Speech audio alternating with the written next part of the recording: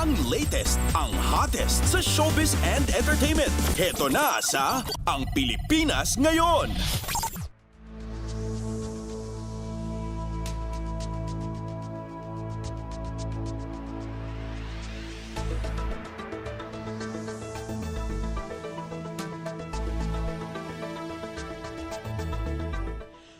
Magandang araw sa ating mga chismoso at chismosang nag-aabang ng mga trending na balita sa mundo ng showbiz. Ito na ang ratsyada ng mga chika.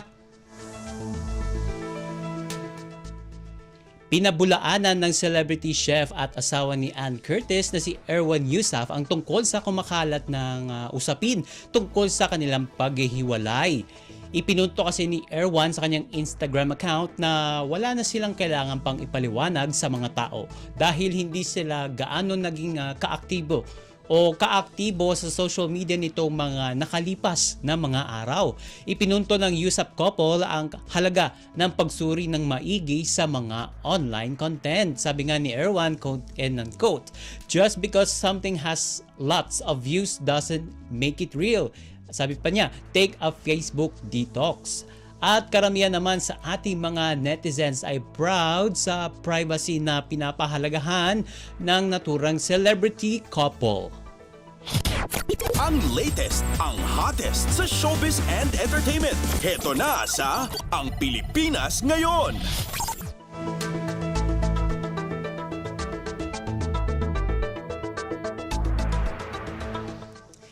Sa iba pa nating chika for today, pag-uusapan naman natin si Catherine Bernardo kasi naman cover girl ngayon para sa buwan ng Setyembre ang kapamilya actor na si Catherine Bernardo. Sa pagiging cover girl nito para sa isang sikat na local fashion magazine ay kanya ring inihayag na siya ay in control at ika nga muse at maker ito ng kanyang sariling buhay. Ikwinento ni Bernardo sa launching ng kanyang pagiging cover girl ang pagpapakita ng kanyang daring side na ayon sa kanya ay isang gradual build-up mula sa mga dati nitong naging karanasan.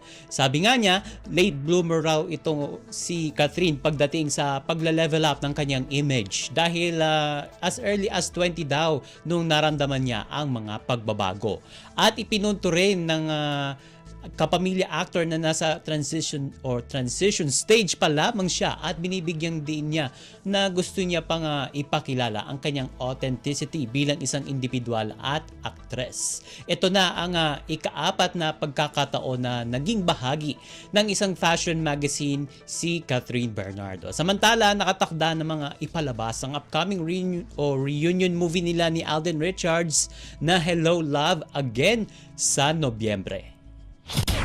Ang latest, ang hottest sa showbiz and entertainment. Heto na sa Ang Pilipinas Ngayon.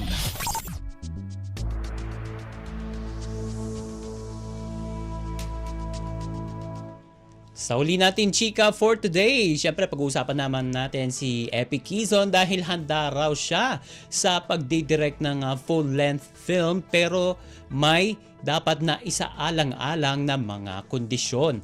Ayon kay Epi, magdidirect ito ng pelikula kung tama ang project.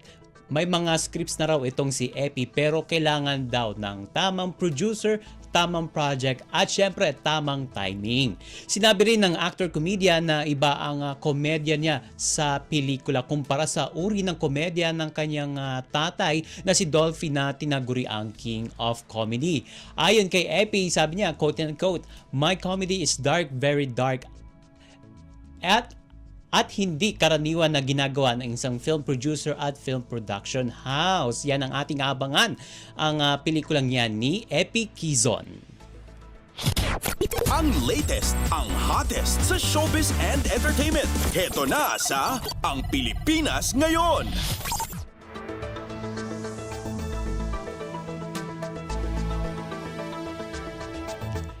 At wala na tayong sapat na oras para sa ating balitang artista. Maraming salamat mga kachismis sa pakikinig sa aking mga chika for today.